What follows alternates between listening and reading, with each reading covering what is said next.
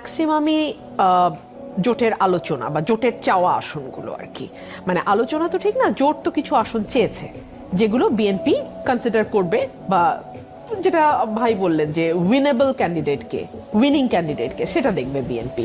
So আপাতত সেই 63টা with hold আছে, আমারটাও অন হোল্ডেই আছে। আর যেটা আপনি বলছেন যে মনোনয়ন না পেয়ে যেই প্রতিবাদটা, এখন দেখুন এখানে আপনি এটাকে নানানভাবেই দেখতে পারেন।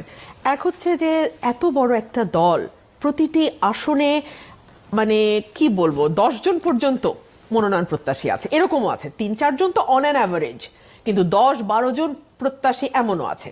সো সেখান থেকে একজনকে বাছাই করা is really very tough, really very tough. So তারপরেও তো এই বাছাইটা করতে হয়, সে কারণেই কিন্তু মনোনয়ন দেওয়ার আগে ভারপ্রাপ্ত চেয়ারম্যান বারবার আমাদের সঙ্গে বসেছেন, আমাদেরকে জানিয়েছেন, আমাদেরকে বলেছেন যে সকলকে তো মনোনয়ন দেয়া